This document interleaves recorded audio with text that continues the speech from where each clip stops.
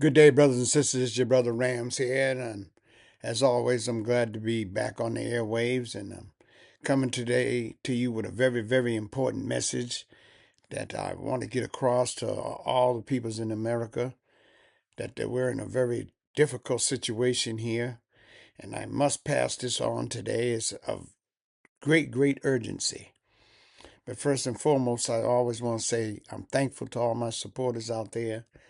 I am humbled and again gracious and thankful for your support. And as I say, when you hear these words of wisdom, pass them on. Don't keep them to yourself. Pass them on to a friend, family member, and say, there's a brother on YouTube named Brother Rams, and he's got some truth to hear that will be beneficial to all people, all colors, races, everything from black to white and everybody in between. So first of all, I want to say thank you, first of all, for your support, my supporters and subscribers. Thank you so much. And like I said, I'm deeply humbled. But we got a very, very important subject to talk about today. And I just want to get right into it from the beginning. And I want to say this, and foremost, I want to thank all of the servicemen and women, past and present, for their bravery, their love of country, and dedication and sacrifice for the U.S. government and for the United States people, period. I want to say thank you so much for a job that right now is not being appreciated by this administration. It's not being appreciated by this administration. So I want to say thank you to them first and foremost. But the title of this podcast, I'm making it very plain and simple. Make it very plain and simple, and that is President Trump, bring our soldiers home. There's no deep analysis of anything. President Trump, bring our soldiers home. They deserve it. Our servicemen and women should be respected deeply because when called upon, they lay it all on the line, brothers and sisters. They lay it all on the line. And so today, brothers and sisters, I'm asking all races, creeds, and colors. I'm urging you to demand President Trump bring our service people home and to de-escalate this unwanted war. We didn't want this war. This is something he started. So I'm urging all people to demand, not ask, demand that this administration bring our troops home. Okay? And to de-escalate this unwanted war. Let me give you some facts about this war. All right? First and foremost, Iran is playing the long game. I keep telling you that. And their job is to inflict as much economic pain as possible for as long as it can. And what has happened now, we've gotten involved into another long, dragged out Mideast war. And that's what Iran's saying. They're going to drag this out. Okay? But President Trump, with his on again, off again diplomacy, has actually done more harm to America. Okay? He's emboldened Iran. All right? To the point that they don't trust him, first of all, especially after insulting them. He's constantly insulting them. I'll obliterate you. I'll send you back to where you come from. And how are you going to negotiate with somebody like that? Now he's talking about an economic D-Day. Hey, nitwits in the administration, they've been under sanctions for decades. You think they've gotten around that? So what he say? He says, well, anyone who tries to help Iran, I'm going to penalize them. I'm going to get them for helping Iran. Mr. President, there's a couple of small problems here, sir. one of the main peoples that are helping them is Russia and China. So what are you going to do to them? What are you going to do to them? Oh, yeah. They're also communist countries and they're led by dictators. Oh, yeah, that's right. Trump loves dictators because he thinks he's one. And he's abandoned our allies, South Korea. He's abandoned them. He said, no, we scaling back on the military operations because I'm good friends with Kim Jong-un. So we scaling back military operations. But let me tell you about this war in Iran. First of all, the Iranians don't trust him. Of course, would you? He gonna bomb them in the smithereens. He obliterated them. He did this. He did that. Now he's getting ready to wage an economic D-Day on them. They ain't paying him no mind. Remember, he's known as Taco. You know what Taco is the acronym for. Trump always chickens out. Wishy-washy. You can't have that type of diplomacy. And then who does he have going over there? His son-in-law and Steve Witkoff. These are real estate men. They about know as much about diplomacy as the men on the moon. They over there making deals for it to put money in their pocket. They ain't worried about it. Iran don't pay them no mind because that's disrespect. You send people here who have no experience coming to talk to me about that. So we'll play the game with you. Iran says, we'll play the game with you, but we're going to drag this out. Okay? This is what Trump has done. That's why I'm saying bring our soldiers home. He has seriously depleted our advanced weaponry stockpile by these fruitless bombings that have basically accomplished nothing. They've accomplished nothing, brothers and sisters. They've accomplished absolutely nothing. Them people are underground. They're in the mountains. They're not walking around above ground. They took the advice of the Iraqis and the Afghanistanis. They ain't walking around above ground. They know you bombing them. They're making you waste your stockpile. It's a strategy. Now your stockpile of advanced weaponry is depleted. And as I said in my last podcast, we don't mass produce those. It takes 3 years to produce them and a lot of money.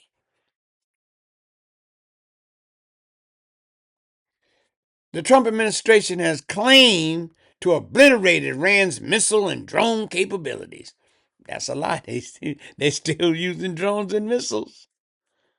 But yet, whenever the Iranians are still able to use drones and missiles, whenever they choose. Whenever they choose, brothers and sisters. Okay? President Trump keeps claiming America has won this conflict. But, Mr. President, I got to tell you a little secret here. It's called history. See, history don't lie, brothers and sisters. So that's why I'm giving you all the history. I know America wants to look at itself a certain way, but I'm talking historically speaking. America has not won any war since World War II. And guess what? And even then, they had to drop two atomic bombs in order to win that one. Again, look at history. Look at history. After World War II, they didn't win the Korean conflict. That's why there's the South Korea and the North Korea. Squash that. Vietnam, definitely not. Iraq and Afghanistan, definitely not, because the game changed.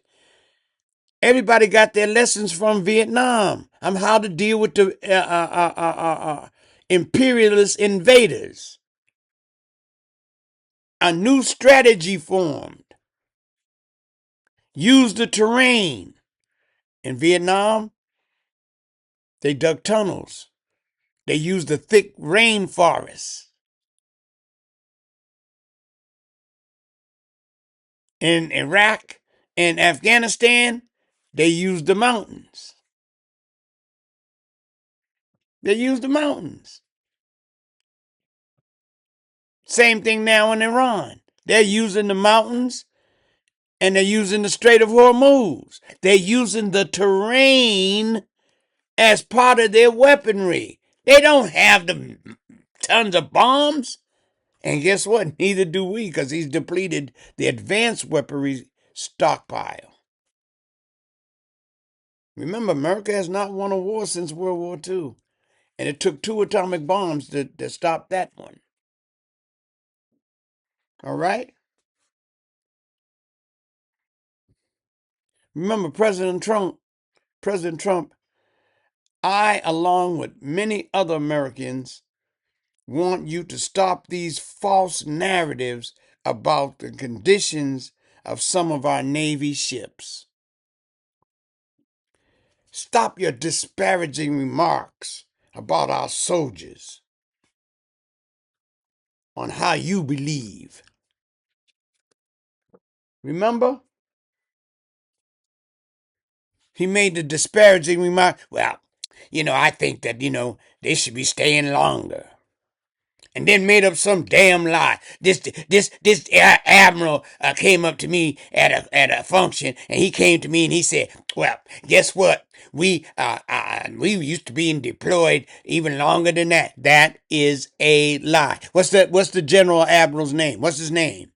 Because you don't have one. Because you make things up. Delusional. And if you want to look into the mental capacity of our president, look up 2 renowned psychologists and psychiatrists, and I keep mentioning them to you. Dr. John W. Gartner and Dr. Lance Dotis. And there's a whole group of them who've done mental studies on Donald Trump. And they've come up with one general term. He's a malignant narcissist. Delusional. These aren't my words. I'm not a psychiatrist or psychologist.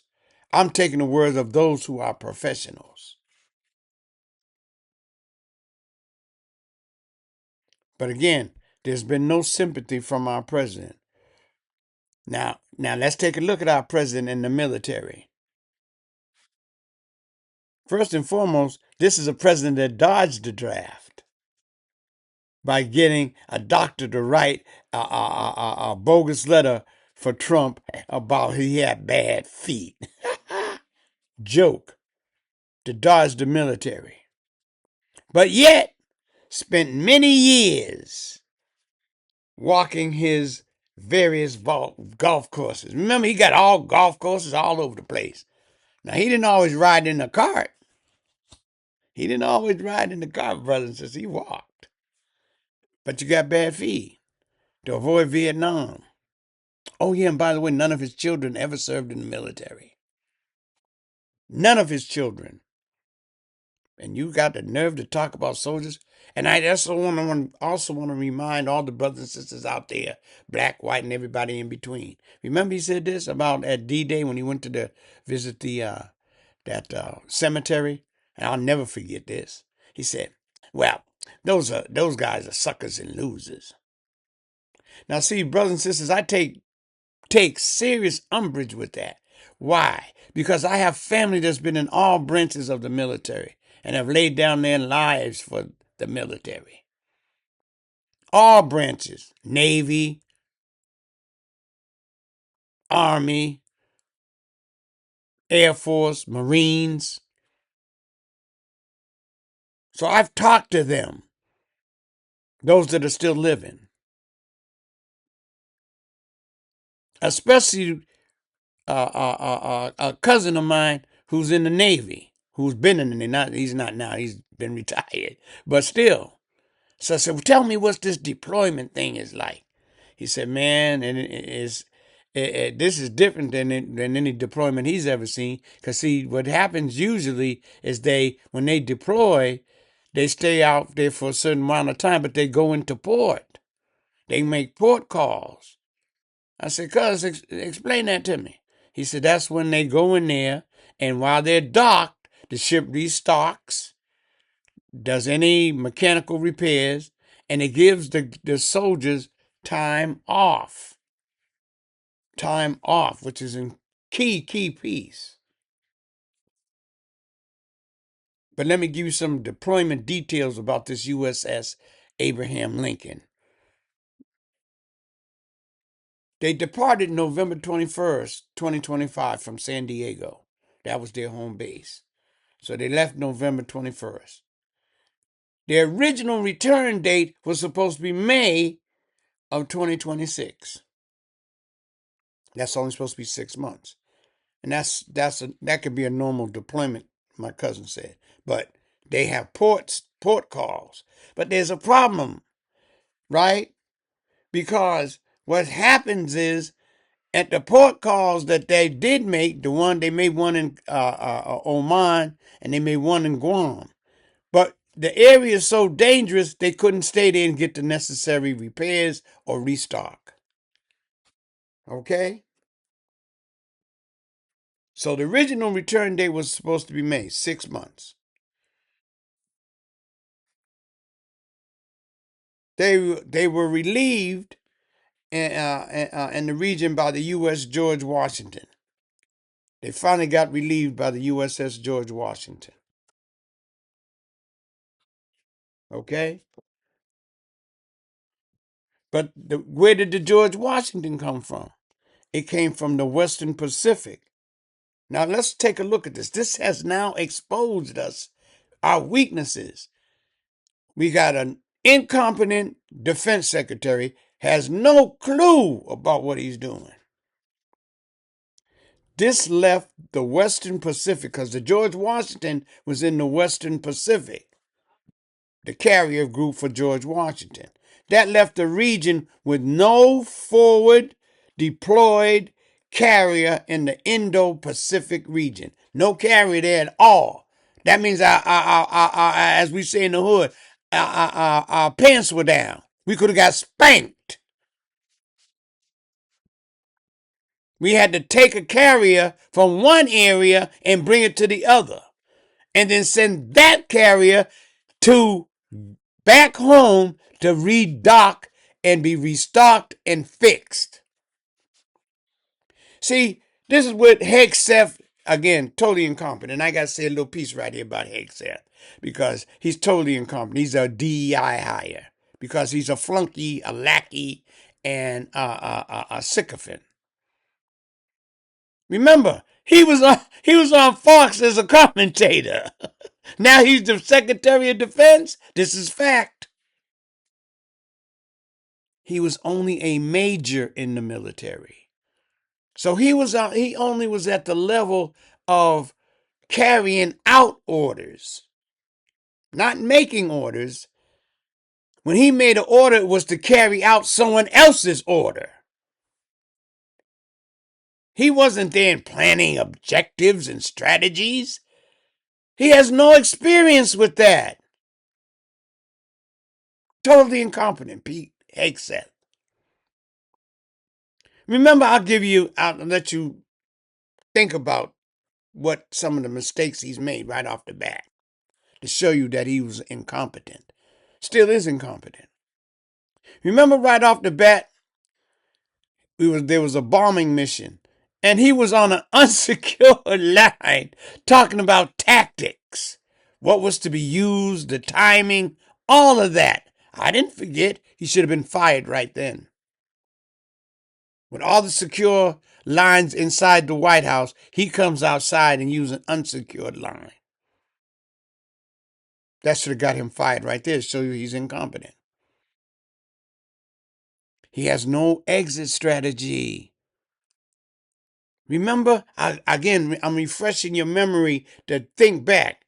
Remember when this war first started? They were playing games like this was like a war game, like Call of Duty or Fortnite. And they would show you like that type of situation, and then they would actually show you ships getting blown up. And that was supposed to be funny. Going to war. But Mr. Hegseth, you have no exit strategy because you had no objectives. There were no military objectives. And that's what hurt. That's what hurt America. There's no military objectives. So therefore, there's no exit strategy. He's hurt America. Him and President Trump. And that's why I keep urging, bring our soldiers home. Bring our soldiers home, man. You know? The Abraham Lincoln, remember, they now took a carrier from the Western Pacific and had to bring it all the way to the Middle East. The Abraham Lincoln spent nearly 9 months setting a record. They set a record, brothers and sisters, for continuous days at sea. Again, there were 2 very brief port calls at Guam and Oman. But again, they couldn't stay in there because of safety issues. Okay? So the ship was never able to restock or make necessary repairs. They couldn't. So they're just out there. Okay? Let's look at some of the problems on the USS Abraham Lincoln. Let's look at some of the problems, brothers and sisters. Poor food quality and shortage of food. Yeah, because when you go into the port, you restock your food. You get fresh vegetables, all that. None of that. Poor food quality and shortage of food. They have backed up plumbing. See, we think that when we get backed up plumbing at a house, we call the plumber and it's all solved. You out there miles in the sea, man, in the ocean. There ain't no call no plumber. Showers and toilets not functioning. Can you imagine going days without taking a shower?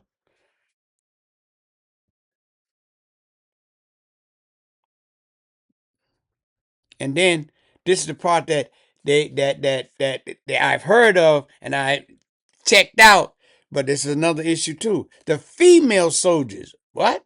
The female soldiers complaining of shortage of sanitary supplies. So you know what I'm saying. A shortage of them. Sanitary supplies, brothers and sisters. So morale got so low on the Lincoln that a couple of the soldiers tried to commit suicide by jumping overboard. Good God, Ram. Yeah, they were going to commit suicide. It got that damn bad. In fact, one actually jumped over. But his brothers rescued him. See, that's what I'm telling you about the dedication and the love for each other about our soldiers. I love them all. I love them because, like I said, I've had family who's been in the military, and I'm telling you, they sacrificed so much. And I'm going to talk about the black soldiers in a minute, but I'm going to talk about all the soldiers, black and brown. You hear me? I'll talk about them in a minute, but I'm talking about all the soldiers now. Bring them all home. And stop this damn foolishness. No exit strategy. None. Pete Hegseth, Mr. War Department man. A clown. Has put us in danger. Now, what are also some outlets that have bringing the news from off these ships? And there are 2 primary independent news publications serving the families in the U.S. Armed Service. There are 2 publications. They're independent. And they're called the Military Times. And the second one's called Stars and Stripes. They are not fake news, because that's the first thing Trump said. Oh, they fake news. They've been around for decades. They've been around for decades and have been serving military family for many, many decades. But remember, we got a president that he called soldiers suckers and losers, that he dodged the draft, that none of his children were military. None. You hear me, brothers and sisters? There's another problem. When an aircraft carrier travels, it don't travel by itself. It's a aircraft carrier strike force. That means there are other ships that go with it. Picture it, brothers and sisters. It's not just a Abraham Lincoln, damn it. There are destroyers that go with it.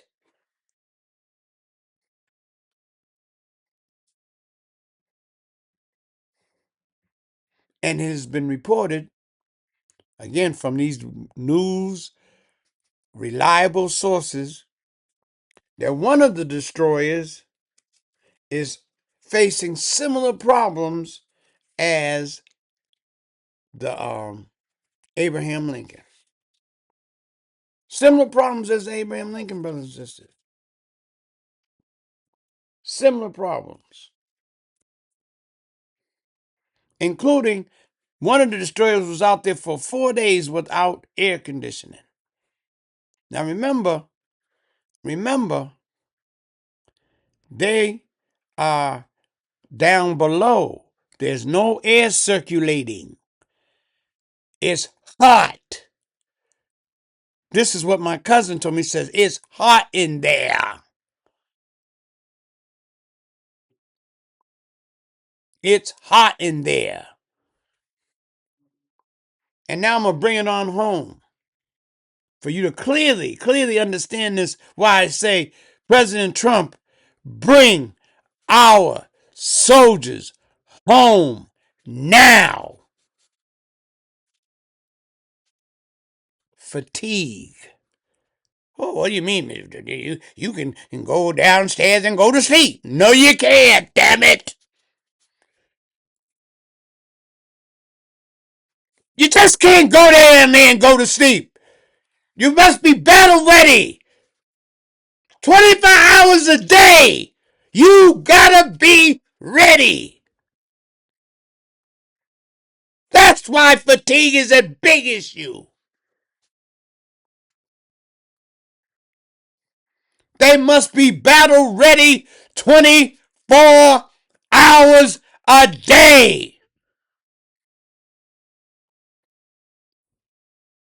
They don't just, well, the battle's over. Let me go downstairs and get me some sleep. No. Remember, a lot of the military operations happen at night. A lot of the military operations happen at night. So at 2, 3 in the morning, you could be up.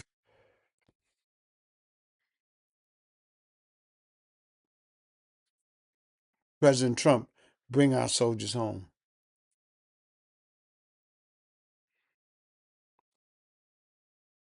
All right? There's no time to rest. And remember, there's no clear-cut military objective. So therefore, there's no exit strategy. And that's crushing morale among the soldiers. But now I'm going to talk about some more of this hypocrisy from these some, I can't say all, from some of these Republicans, but it's a lot of Republicans. There's a few that aren't. I can think of one off the top of my head, like Adam Kinzinger. I can think of the Cheney woman. But for the most part, the Republicans have sold you out, veterans.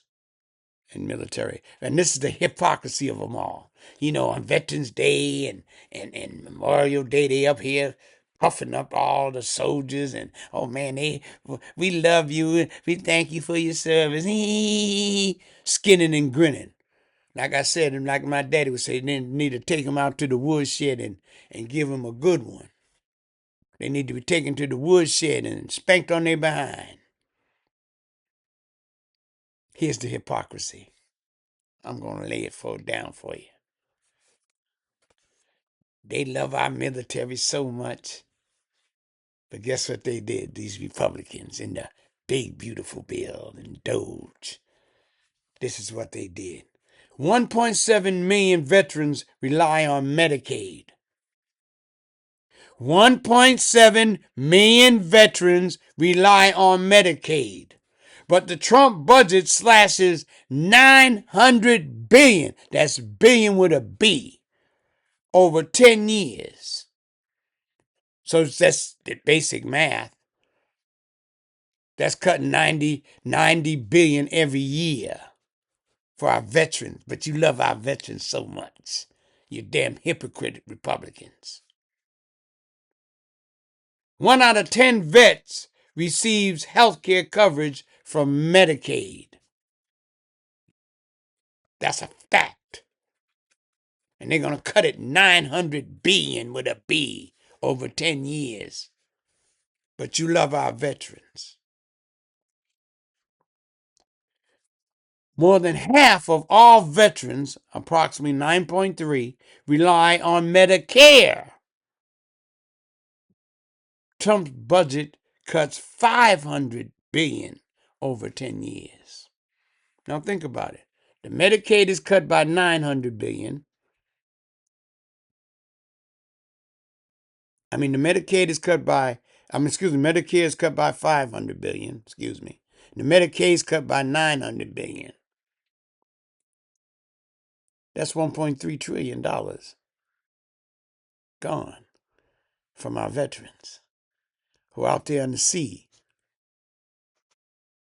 They're out there in the sea, man, putting their lives on the line for their country because they go wherever they're asked. All they ask is that the leadership understand what they're doing. That's all they ask of our leadership, and that our leadership has failed them miserably.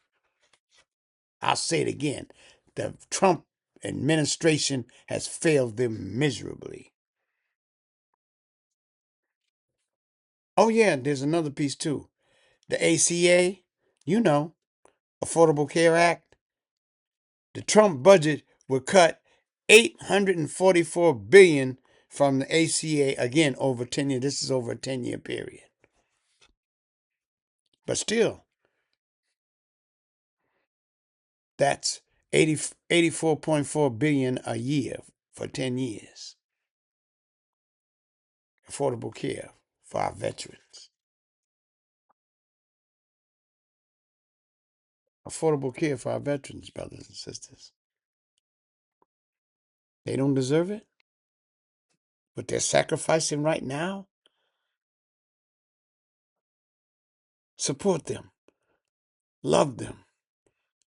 To the families out there, you keep fighting. You keep praying for your loved one to come home.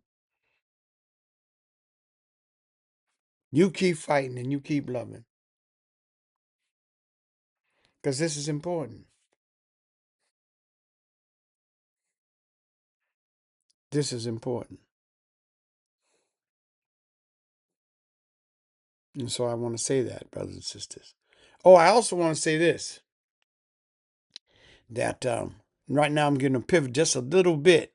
Because it's all in the same vein of bring the soldiers home. But now I'm talking about the black and brown soldiers, but specifically the black and brown soldiers. First, I'll start with some of the brown soldiers. Some of my Latino brothers, mi hermanos Latinos. Here you are, these young Hispanic men and women. Don't forget the damn women's too. They in there fighting. my brown Hispanic sisters.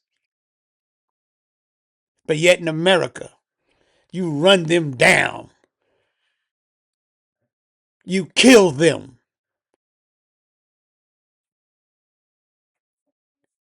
You sick ice on them. And come up with this old damn lie that, oh, they tried to weaponize their car. They tried to run me over.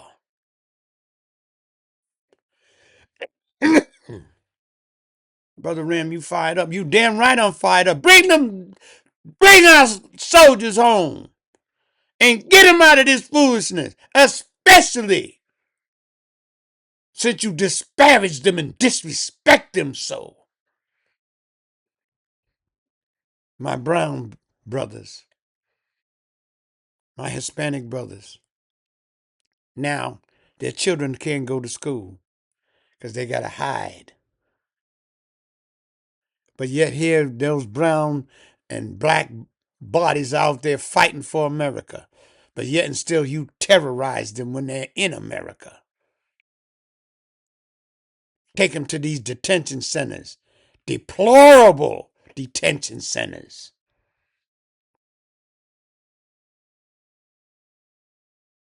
Deplorable detention centers. Number of them have died inside these detention centers. But yet we got brown and Hispanic people fighting this war to keep America free and safe. But you Republicans voted for that. They don't mind black and brown going to fight. But give them their rights, that's a different story. So my Latino brothers, I hope you understand and that you'll never, ever, nunca vota para Trump. Nunca vota para Trump. Trump es un hombre muy malo. Es un hombre muy malo. No vota para él. For my Spanish brothers. Now I'm turning to the black man. Because you'll use black and brown bodies to fight your wars, but damn it, you sure enough won't give them their rights here in America. And as it comes to the black man, he's been involved in every phase of war that this country has gotten into. From the Revolutionary War, remember Crispus Attucks? So I'm giving you some black history too. Gotta give black history too, but I'm keeping it as it relates now to the war and soldiers. Crispus Attucks, March 5th. The first person killed in the American Revolution. Black man. Taxation without representation is tyranny. Black people remember that because for a long time they taxed you and you weren't represented in nothing. No governors, no senators, but they took your money. So we talk about first our brother Crispus Attucks, the first soldier, quote, for American freedom. Now we're going to talk about a famous group. I love talking about these brothers. The Buffalo Soldiers. Buffalo Soldiers? Who are they, Brother Ram? Oh, brother, we're going to run it down. This is black history, but these are soldiers. It was an all-black U.S. Army regiment formed in 1866 to serve on the American Western frontier. Originally, Congress authorized the formation of 6 segregated black regiments, which was later consolidated into 4. It was consolidated into 4. And the 4 wound up being, first of all, the 9th and 10th Cavalry. Those are the brothers who are on the horses. And then the 24th and 25th Infantry. These are the foot soldiers. These are Buffalo Soldiers. Why? How did they get that name, Brother Rams? What they did first was they built roads. They installed telegraph lines. They guarded mail routes and protected wagon trains and railroad crews across the harsh Western Territory. 9th, 10th Cavalry, 24th and 25th Infantry, Buffalo Soldiers. But Brother Rams, how did they get that name? Brother gonna lay it to you. This is Black history too. See, it's all mixed together. See how we are? The Native American tribes, including the Cheyenne and the Comanche. Now, these are two fierce tribes. Them Comanche, they'll tear your head off, damn it. They ain't playing. They see you behind and you ain't right. Off with your head. The Cheyenne and the Comanche gave them the name out of respect, not disrespect. They gave them the name Buffalo Soldier out of respect for their fierce bravery in combat and their dark curly hair, which resembled a buffalo mane. The Buffalo Soldiers. I read brother said those brothers are tough. They tough. Buffalo Soldiers. Black History. Christmas Addicts. The Buffalo Soldiers. Oh, I got another one for you too. It's called the 54th Massachusetts Infantry Regiment. What? The 54th Massachusetts Infantry Regiment. They're from the American Civil War. They fought for the North. They were the first all-black unit in the Union Army, led by a white colonel named Robert Gould Shaw. Now, remember I talked to you about how you could help young white children by explaining to them about how there are white people that helped black people and well, a key part, but they don't accept those white people. They look at them as race traitors because they were against slavery, but they were nonetheless white heroes. Robert Gould Shaw. They established this 54th Infantry Regiment in 1863, which followed the Emancipation Proclamation. And it was famous for their heroic assault on Fort Wagner in South Carolina in July of 1863.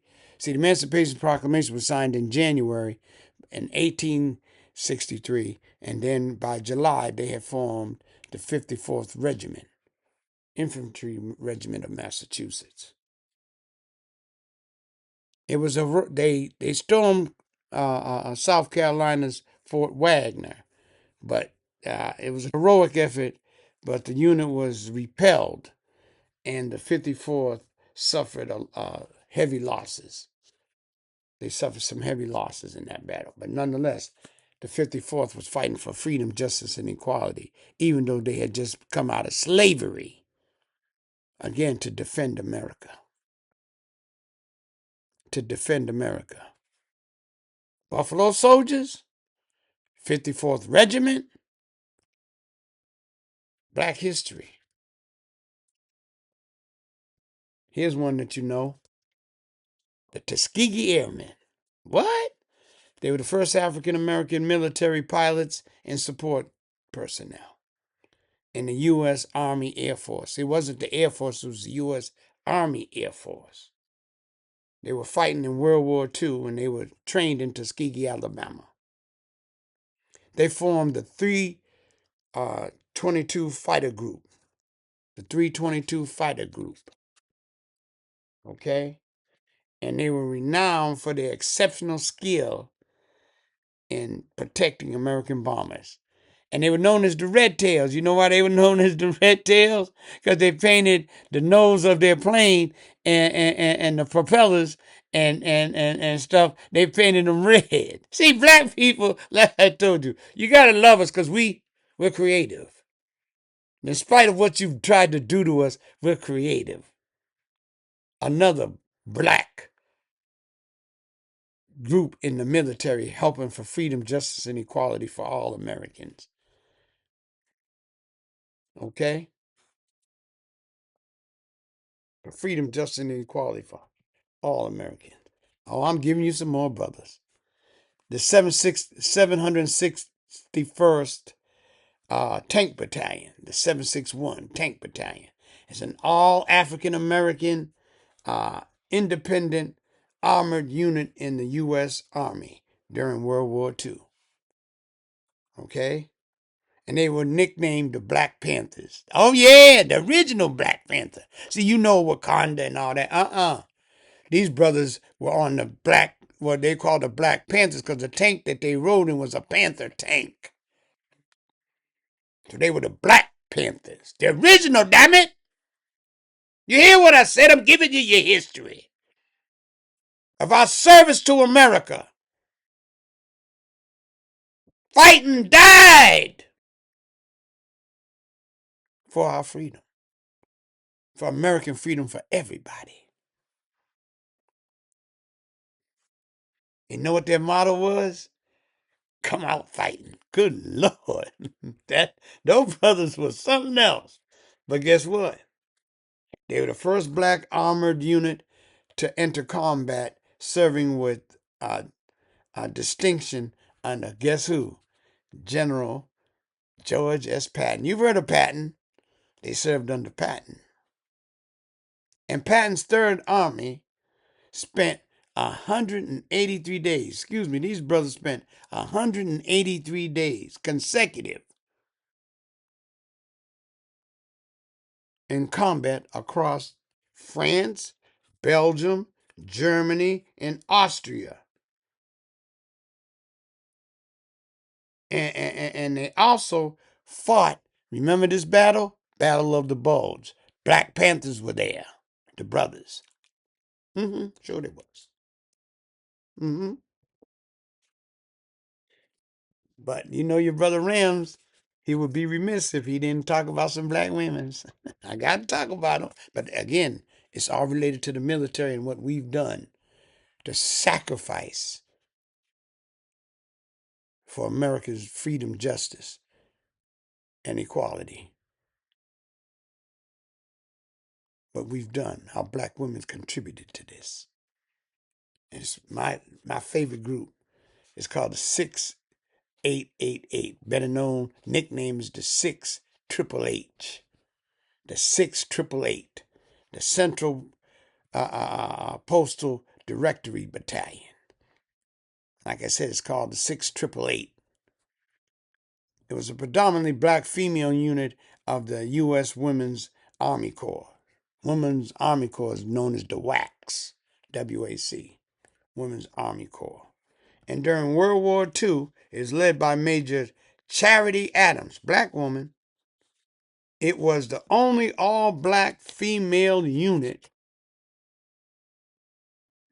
deployed overseas. And they were tasked with clearing, get this, clearing a massive multi-year backlog of 17 million pieces of mail for troops in Europe. For 17 pieces of mail, 17 million pieces of mail in Europe. Remember, one of the problems on the Abraham Lincoln and the destroyers, they're not getting any mail. They're not getting any mail. That does something to you psychologically because you're not in touch with reality. Mail gives you a sense of reality. It grounds you. And that's what I want to say, brothers and sisters. It's important. It's very, very important. But now let's look at the hypocrisy of it all. Black and brown men's. America attacking the brown men. Sicking ice on them. Now they're scared to go to school, even though some of them were born here in America. Birthright citizens. They joined the military for an opportunity.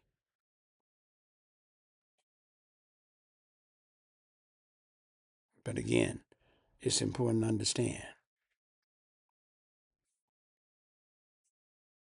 Now I'm going to talk about some of the hypocrisy of these Republicans. Not all of them, of course, not all of them. But this is the hypocrisy. Like I told you, they puff their chests out on Veterans Day, Memorial Day. But watch the hypocrisy. And these soldiers are fighting and dying, saving all of these, saving their necks. But yet, when this wicked Supreme Court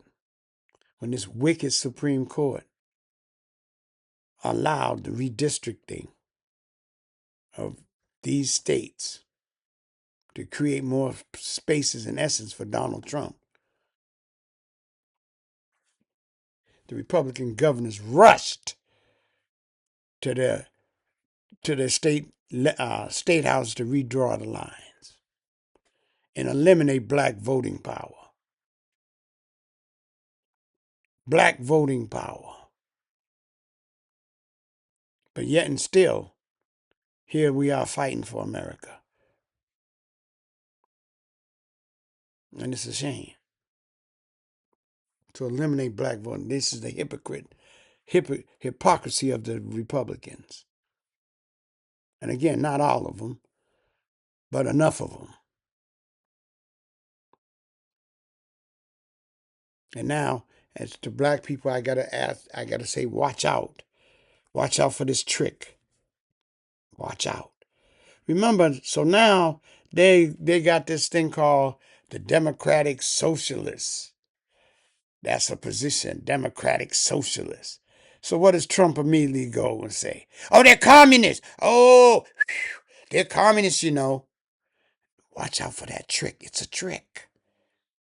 It's an old trick used by my Caucasian brothers and sisters that goes way, way back by Carmen. See, when you want equal pay, equal health care, equality in education, equality on the job, and you want the rich to pay their fair share of taxes, you're called a communist. That's a trick. Socialist. So we should share the wealth so we all can eat. Oh, that's communism. But here's the hypocrisy of Donald Trump. And watch out for it. You've seen it. Who are his two favorite boys? Putin. Guess what he is? A communist. And now Kim Jong-un. Guess what he is? A communist. But yet and still he can call any black people, anybody a communist because they want equality under the law. They want the rich to pay their fair share. So now you're a communist, you're a socialist. But yet and still he hanging out with two of the biggest communists in the world today. And both of them have nuclear weapons. Kim Jong-un has nuclear weapons. Putin, nuclear weapons. He would rather side with Kim Jong-un than his own ally, South Korea. Look at that, brothers and sisters. Don't be fooled by being called a communist because you want equality across the board and you want the taxpayers to pay the rich to pay their taxes like you do. Make them pay their fair share. That doesn't mean you're against the open market. It just means you want them to pay their fair share. But again, this is a tactic used especially on black people. Well, how do you say so with that? They call Martin Luther King a communist. Now, if he was a communist, then the man on the moon was a communist. But they called him that because it's used to disparage you. It's used to put you in a box. And then the main example I give was Eleanor Roosevelt in the late 40s, early 50s, when the black leaders crafted a beautiful document to be presented before the UN on America's human rights violations. And when she saw that document, she urged the Negroes that what they were asking for, again, was communist in nature. That you want equality, you want equal housing, you want equal pay, you want the rich to pay their fair share. That's a communist idea. Your best bet is to say civil rights. She tricked the Negroes into going civil rights. And as you see, we haven't gotten human rights whatsoever. So you don't get civil rights until you get human rights. And because our struggle's always been labeled civil rights, we've never been achieved none of it. And we won't. We won't achieve any of it. So this is a trick Eleanor Roosevelt, so-called white liberal, played on us in the late 40s, early 50s, because that was the rise and beginning of McCarthyism and the Red Scare. She was supposed to be a real advocate of black rights. No, she wasn't. Because once the black man stood up and said, I want human rights, she said, whoa, whoa, whoa, whoa, whoa. We want to keep you in the jurisdiction of America. And then again, what is that? That's like asking the person who started your problem to then turn and solve your problem. And you know that never happens. As you see, the Negro is a fine example of that. So I just want to say that to you, brothers and sisters. I just want to say that to you. That's important. Like I said, Eleanor Roosevelt. These are important, and this is important information for black history. America, you have no problem with using black and brown bodies to fight your wars. But yet still you come over here and you try to crush their right to vote. You deport our brown brothers. Even though you know that they're a key part of our economy. But you're upset because they speak another language.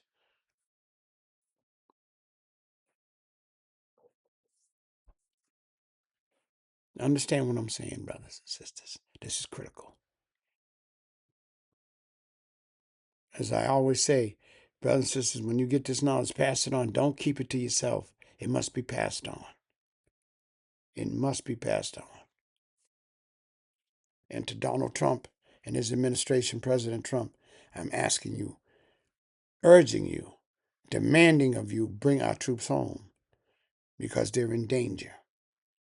And then also, I want to mention, I forgot, there's a rotation in the military, there's a rotation of the ships. And again, this is how we've seen that we're weak. We've exposed our weaknesses. First of all, that we can't get into any kind of protracted or long kind of conflict because we don't have the capability, mass capability of producing the advanced weaponry. So our stockpile dwindled quickly. Second of all, Hegseth and Trump didn't understand the rotation of the aircraft carriers. They were only supposed to be there a certain amount of time regardless. Then it shifts. Now, one of them has to be taken out of commission. It has to go home and get fixed up again and restocked. How long does that take? That's going to take them out of the rotation. And what? The Western Pacific now, our pants are down, as they say in the hood. And you know, sometimes when your pants are pulled down, your butt gets spanked. But luckily, hopefully we don't get spanked. But again, that's the inexperience of Hegseth and our president. There's no exit strategy. He don't even talk about it. And so the American people want Donald Trump to stop talking about all those things that are part of his egomania. He want to do the new ballroom, the new helipad. And he talking about this. He talking about the decorations. He talking about the pool. He talking about the Kennedy Center. They got him putting little ornaments all around the White House. But he won't talk about the Iran war. He gonna wage economic D-Day on them. When and how? Doesn't happen. It doesn't happen. So again, I urge the president to bring our troops home. And also the issue is the cost. You spend all this money on bombs and killing that never accomplished anything, but you've spent billions. Right now, conservative estimate is 50 billion. Conservative estimate is 50 billion so far, and want more. They went to Congress asking for 1 point something trillion. And speaking of that, guess what our national debt is? $40 trillion and growing every second. 40 trillion.